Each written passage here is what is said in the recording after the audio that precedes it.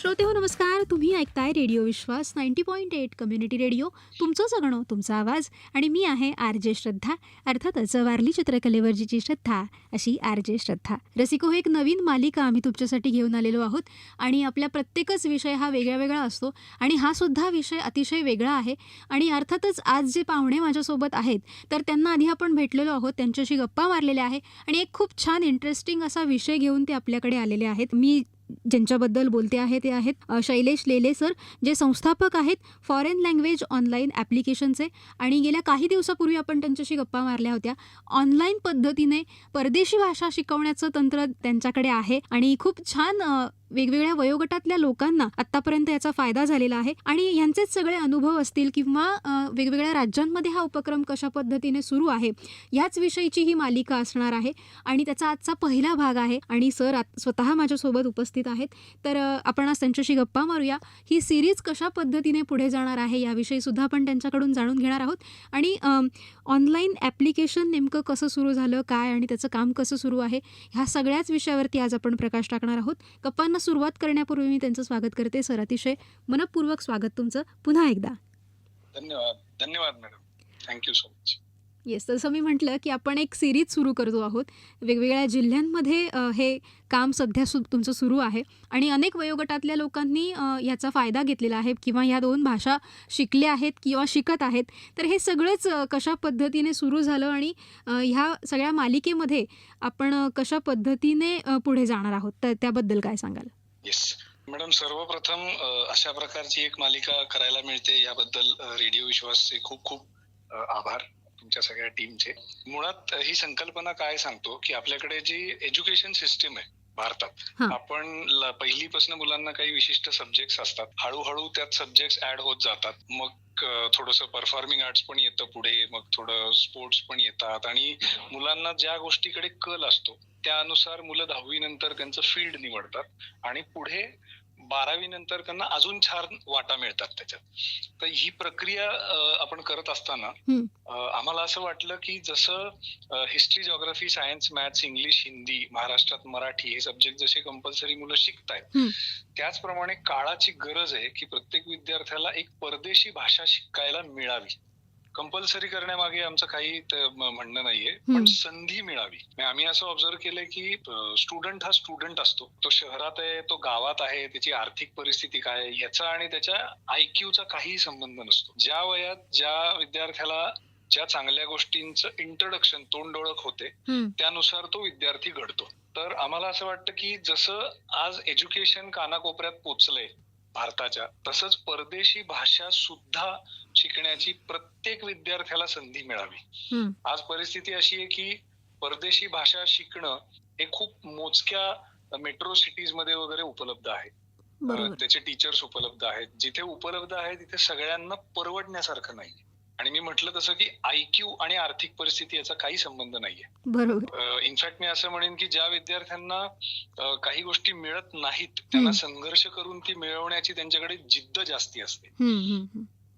तर मी जसं म्हटलं की शिक्षक कमी आहेत, उपलब्ध नाहीयेत, अल्टिमेटली काय होतंय, विद्यार्थ्यांचं नुकसान आहे, मुलांना ती संधी मिळत नाहीये. आपण कोविडच्या काळापासून जर बघितलं तुम्ही तर जग म्हणजे कोविडमध्ये खूप वाईट गोष्टी घडल्या, पण जग खूप जवळ आलं ऑनलाईन, हेही आपण पाहिलं. पूर्वी आपण गुगल मीट किंवा झूमवर असलेल्या मीट किंवा ऑनलाईन मीटिंग्स वगैरे वगैरे ह्या क्विकली ऍक्सेप्ट होण्यासारख्या नव्हत्या.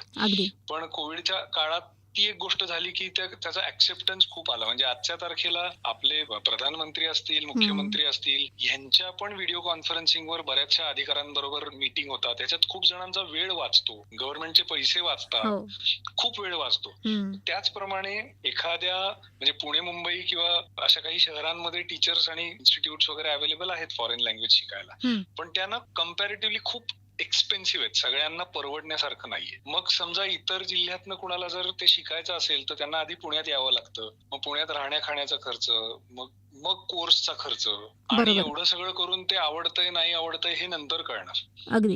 तर एकंदर आम्हाला असं वाटलं की मुलं जिथे आहेत तिथे त्यांना शिकता येईल का, आपल्याला ह्याच्या माध्यमातून थोडंसं मायग्रेशन अवॉइड करता येईल का? हां, कारण की आज छोट्या गावातली मुलं मोठ्या गावात येतायत, मोठ्या गावातली शहरात येतायत, बरोबर. शहरातली मोठ्या शहरात जातायत आणि मोठ्या शहरातली मुलं भारताबाहेर निघून जाण्याच्या प्रोसेसमध्ये आहेत. तर कुठेतरी हे मायग्रेशन पण थांबलं पाहिजे. आज आपल्याला कोविडनी हे शिकवून दिलं की आपण जिथे कुठे असू हं, भारतात, हं, जगात, हं. आणि तुमच्याकडे जर चांगले स्किल्स असतील हां, तर तुम्ही तिथे चांगली कामं ओढून आणू शकता.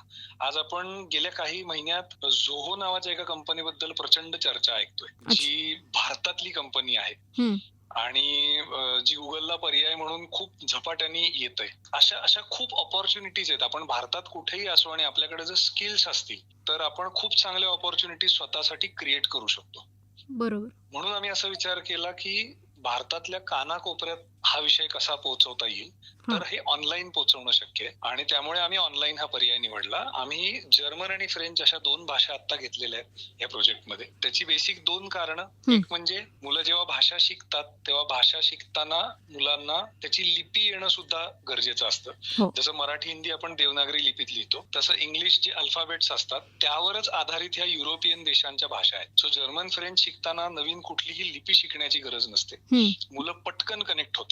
आणि दुसरं कारण असं की या युरोपियन देशांबरोबर आपल्या भारताची देवाणघेवाण खूप चांगली आहे. एकंदरीतच म्हणजे विचारांची देवाणघेवाण, एज्युकेशन असेल, हं, हं. बिझनेस असेल. जर्मनीच्या खूप साऱ्या ऑटोमोबाईल इंडस्ट्रीज भारतात येऊन व्यवसाय करतायत. हॉस्पिटॅलिटी इंडस्ट्रीला फ्रान्समध्ये खूप डिमांड आहे. आपल्याकडनं खूप मुलं फ्रेंच वगैरे शिकून हॉटेल मॅनेजमेंट करून तिकडे जातात. सो ही देवाणघेवाण खूप छान आहे. म्हणून आम्ही या 2 भाषांनी सुरुवात केली. 4-4 स्तरांचा अभ्यासक्रम आम्ही तयार केलेला आहे. हं. त्यावर आधारित इंग्लिश, हिंदी मध्ये व्हिडिओज असतात आणि इंग्लिश, हिंदी, मराठीमध्ये PDF बुकलेट्स असतात.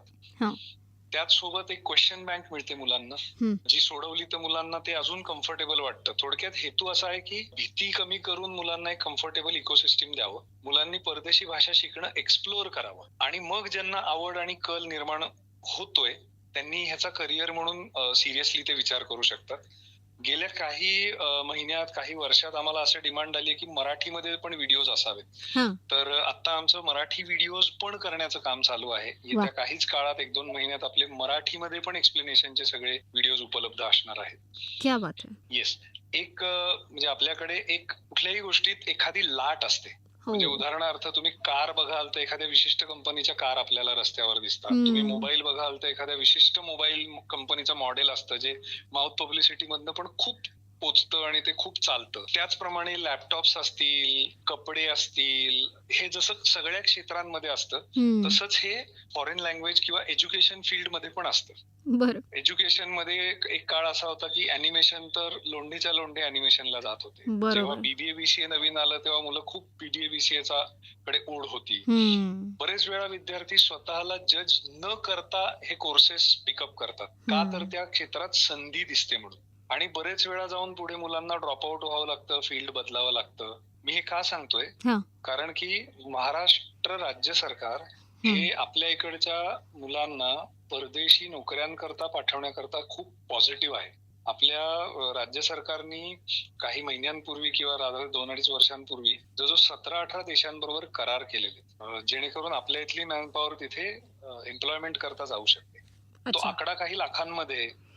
ही गरज काय रातोरात पूर्ण होऊ शकणार नाहीये. बरोबर. पण जेव्हा जेव्हा ही गरज दिसतेय तेव्हा खूप विद्यार्थी स्वतःला जज न करता अशा कोर्सेसना एनरोल करतात. काही वेळेला फीज वाया जाते, काही वेळेला वेळ वाया जातो. आम्ही हा जो पूर्ण आपला उपक्रम आहे हा एक लिटमस टेस्ट म्हणून प्रमोट करतो हं, हं. की तुम्ही हे एक्सप्लोअर करून बघा. तुम्हाला जर हे जमत असेल, आवडत असेल तर you should take this seriously. हं.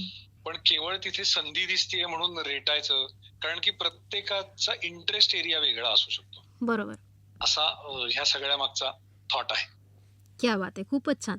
तर ऑनलाईन आहे त्यामुळे आपल्या वेळेनुसार आपण कधीही तो अभ्यासक्रम पूर्ण करू शकतो. तसंच काही वयाची पण काही मर्यादा आहे का यामध्ये? वयाची मर्यादा म्हणजे 10 वर्ष पूर्ण आणि 5वी इयत्तेत जे विद्यार्थी असतात. हं. सो 5वी पासून पुढच्या विद्यार्थ्यांकरता हा प्रोजेक्ट खुला आहे. सो 5वी ते 7वी हा एक गट आहे. 8वी ते 10वी हा एक गट आहे. 11वी 12वी हा एक गट आहे. सो 5वी ते 12वी हा मूळ गट आहे आणि त्याच्या खाली हे 3 छोटे गट आहेत. 5वी ते 7वी, 8वी ते 10वी आणि 11वी 12वी. ह्या व्यतिरिक्त जे आपले अंडर ग्रॅज्युएशन आणि पोस्ट ग्रॅज्युएशनचे विद्यार्थी असतात, म्हणजे BCom, BBA, BSc, इंजिनिअरिंग वगैरे वगैरे जे काही करतायत किंवा जे मास्टर्स करत असतात, हां. MBA, MCA, MCOM, MA जे काही करत असतील. हम्म. सो तेही हे करू शकतात. त्यांच्यासाठी पण हा कोर्स खुला आहे. टीचर्स असतात खूप सारे. टीचर्स सुद्धा करू शकतात. हाऊसवाईफ्स असतात. हम्म. हाऊसवाईफ्स करू शकतात. वर्किंग प्रोफेशनल्स करू शकतात. कुणाला बर जर जॉब करता करता एखादी लँग्वेज एक्सप्लोअर करायची असेल तर तेही करू शकतात. बर आमच्याकडे काही आजी आजोबा सुद्धा ह्या कोर्सला एनरोल करतात की त्यांची नातवंड कोणाची जर्मनी किंवा फ्रान्समध्ये असतील हम्म. तर गंमत म्हणून नातवंडांशी इंटरॅक्ट करण्याकरता ते थोडंसं बेसिक शिकतात. बर सो 5वी पासून पुढे खुला ओपन गटापर्यंत म्हणजे कोणीही करू शकतो. बर आणि तुम्ही जसं ऑनलाईनचं म्हटलं हम्म. की रजिस्ट्रेशन केल्यावर प्रत्येक स्टुडंटला युजर नेम पासवर्ड मिळतो. हम्म. स्टडी मटेरियल पण ऑनलाईन मिळतं. परीक्षा पण ऑनलाईन असते. रिझल्ट पण ऑनलाईन लागतो. विद्यार्थ्यांना ऑनलाईन सर्टिफिकेट्स मिळतात एक्झाम क्लिअर केल्यावर. बर आणि जे विद्यार्थी जिल्हा, राज्य किंवा राष्ट्रीय स्तरावर रँक प्राप्त करतात हम्म. त्यांना मेडल्स देखील मिळतात. अरे वा हे स्पेसिफिकली 5वी ते 12वीच्या वयोगटासाठी मेडल्स वगैरे असतात. हम्म. बर आपण शाळांना सुद्धा हे स्टडी मटेरियल देतो. अच्छा म्हणजे थोडक्यात काय करतो, हे जे सगळे रेकॉर्डेड व्हिडिओज आणि हे PDF बुकलेट्स, क्वेश्चन बँक, हम्म. हे जे सगळं आहे हम्म. हे आपण ऑफलाईन शाळेला देतो. अच्छा म्हणजे विदाऊट इंटरनेट शाळा हे वापरू शकते. हम्म. त्याचं कारण असं आहे की आपल्याकडे ना फॉरेन लँग्वेज टीचर्स उपलब्ध नाहीयेत सगळीकडे. हम्म. सो आम्ही शाळांशी बोलतो की आपल्याकडे जे मराठी, हिंदी, इंग्लिश शिकवणारे टीचर्स आहेत त्यांना जर हे स्टडी मटेरियल कसं वापरायचं त्याचं आम्ही लेसन प्लॅनिंग देत असतो. हम्म. आणि त्यांना जर एकदा समजलं की हे कसं वापरायचं तर आपण बेसिक फॉरेन लँग्वेज एज्युकेशन आपल्या शाळेत चालू करू शकतो. आणि सगळ्याच विद्यार्थ्यांना हे इंट्रोड्यूस करता येतं. म्हणजे एज्युकेशन टू ऑल जे आपण म्हणतो, हो सर्व शिक्षा अभियान, हम्म. तो पॉइंट आपला टच होतो ह्याच्यात की संधी सगळ्यांना मिळते. हम्म. आणि मग जे इंटरेस्ट डेव्हलप करतात हा ते मुलं आपल्या परीक्षांना एनरोल करू शकतात.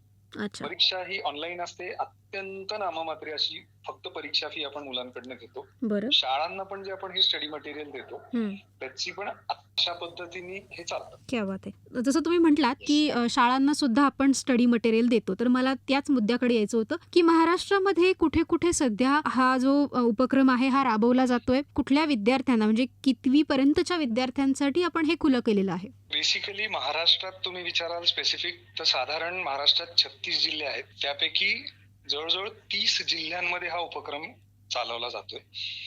ह्या सगळ्या प्रकारच्या शाळा आहेत. हम्म. म्हणजे झेडपीच्या शाळा आहेत, महानगर जिल्हा परिषदच्या झेडपी म्हणजे महानगरपालिकेच्या शाळा आहेत, हम्म. जुन्या स्टेट बोर्ड ज्या एडेड स्कूल्स आहेत, अनुदानित शाळा आहेत त्या पण ह्याच्यात येतात. CBSEच्या शाळा पण आहेत, काही इंटरनॅशनल स्कूल्स पण आहेत. सो सगळ्या प्रकारच्या शाळांमध्ये हा उपक्रम राबवला जातो. बर काही शाळांमध्ये जिथे ऑलरेडी शिक्षक उपलब्ध असतात, हम्म. फॉरेन लँग्वेजचे शिक्षक उपलब्ध असतात, ती मुलं ह्याच्यात स्पर्धा परीक्षा म्हणून भाग घेतात. ज्यांच्याकडे शिक्षक नाहीयेत पण स्टडी मटेरियल घेण्याची थोडीशी कपॅसिटी असते, त्यांच्या इंग्लिश, हिंदी, मराठी टीचर्स हे इम्प्लिमेंट करतात आणि खूप छान पद्धतीने होतं. आणि काही शाळा जिथे अत्यंत गरजू मुलं शिकतात तिथे आपण CSRच्या माध्यमातून पण काम करतो. MNGL नावाची कंपनी आहे, महाराष्ट्र नॅचरल गॅस लिमिटेड. हा ते आमचे one of the CSR partners आहेत. ते गेले काही वर्ष आम्हाला ह्याच्यात आर्थिक मदत करतात. गरजू मुलांना ही संधी मिळावी म्हणून आम्ही पुढे सरकतोय त्यांच्या सपोर्टनी. त्याचबरोबर आज Inner Wheel Club, Rotary Club, Lions Club असे काही सोशल असोसिएशन ऑर्गनायझेशन असतात जे तळागाळाला खूप काम करत असतात. हो तर इनर व्हील क्लब प्रकर्षाने मी सांगेन की त्यांच्याबरोबर आम्ही गेली 4-5 वर्ष काम करतोय आणि ते आम्हाला खूप शाळांपर्यंत पोहोचायला मदत करतात. जिथे गरज असेल तिथे ते आर्थिक सपोर्टही करतात मुलांना. सो अशा पद्धतीने हा खूप उपक्रम छान पद्धतीने पोचतोय महाराष्ट्रात. भारतात तुम्ही म्हणाल तर आम्ही जवळजवळ 22 राज्यांमध्ये हा ऑनलाईन उपक्रम चालू आहे. बरं महाराष्ट्र व्यतिरिक्त मध्य प्रदेश आहे, कर्नाटक आहे, गुजरात आहे, अजूनही इतर काही राज्यांमधनं मुलं ह्याला एनरोल करतात. बर वा खूपच छान.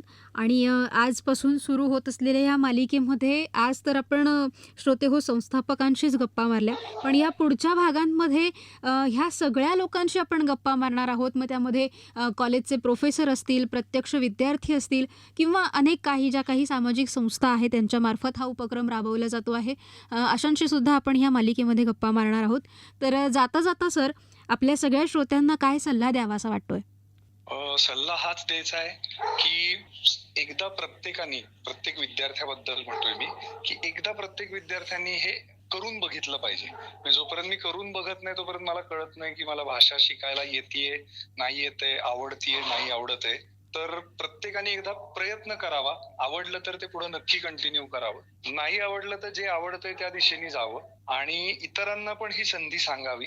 कारण की ही खूप वेगळ्या प्रकारचा हा उपक्रम आहे जो आम्ही राष्ट्रीय पातळीवर राबवण्याचा प्रयत्न करतोय. वा, खूपच छान सर. तर सर ह्या संपूर्ण प्रवासात अनेक घटना लक्षात राहिल्या असतील, पण त्यातली काही अविस्मरणीय घटना आपल्या श्रोत्यांना तुम्हाला सांगावीशी वाटते का? नक्कीच. मॅडम आपल्याकडे जेव्हा लेव्हल 1 ची परीक्षा होते, तेव्हा आम्ही अगदी Marathi medium, semi English, Urdu medium अशा सगळ्या माध्यमातली मुलं हे शिकतायत. आणि आम्ही असं ऑब्झर्व्ह केलंय की पहिल्या लेव्हल नंतर मुलं स्वतःचं इंट्रोडक्शन त्या फॉरेन लँग्वेज मध्ये देऊ शकतात. वा, ही खूप मोठी अचीव्हमेंट आहे. ह्याला जोडून मी एक असं सांगेन की पिंपरी चिंचवड महानगरपालिकेतली शिकणारी एक विद्यार्थिनी आहे. ती ऑनलाईन जर्मन शिकत होती. ती आपल्या ह्या माध्यमातून नव्हती शिकत, पण तिला कुठून तरी संधी मिळाली परदेशी भाषा शिकण्याची. आणि त्याचा रिझल्ट असा आहे की ह्या वर्षी 2025 मध्ये जुलै ऑगस्ट मध्ये त्या विद्यार्थिनीला तिचं पुढचं शिक्षण सगळं जर्मनीत जाऊन करण्याकरता 1 कोटी रुपयाची स्कॉलरशिप मिळालेली आहे.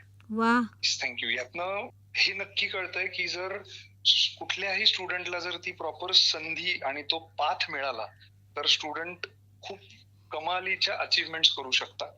त्यामुळे प्रत्येक विद्यार्थ्यापर्यंत हे पोचावं आणि त्यांना ती संधी मिळावी ही आमची ह्या उपक्रमामागची धडपड आहे. वा, वा, वा. खूपच छान सर. आणि नक्कीच ही घटना अविस्मरणीय अशीच म्हणावी लागेल. तर त्या विद्यार्थिनीचं देखील अभिनंदन. आणि आज तुम्ही इथे उपस्थित राहिलात, आम्हाला वेळात वेळ काढून आमच्याशी इतक्या छान मनमोकळ्या गप्पा मारल्या आणि मुळात इतका स्तुत्य असा उपक्रम तुम्ही आमच्या सगळ्या श्रोत्यांना इतका सविस्तरपणे समजून सांगितला, त्याबद्दल मी तुमचे मनःपूर्वक आभार मानते. आणि अतिशय अभिनंदन की तुम्ही इतक्या सुंदर संकल्पनेला साकारता आहात आणि त्याच्यातून अनेक विद्यार्थ्यांचं आणि अनेकांचं भलं होतं आहे. तर खूप खूप अभिनंदन तुमचं ह्या सगळ्याच उपक्रमासाठी. तर मंडळी, आत्ता आपण गप्पा मारल्या फॉरेन लँग्वेज ऑनलाईन ॲप्लिकेशनचे संस्थापक शैलेश लेले यांच्याशी. आता वेळ झाली आहे कार्यक्रमात इथेच थांबण्याची, पण तुम्ही ऐकत राहा रेडिओ विश्वास 90.8 कम्युनिटी रेडिओ. तुमचं जगणं, तुमचा आवाज.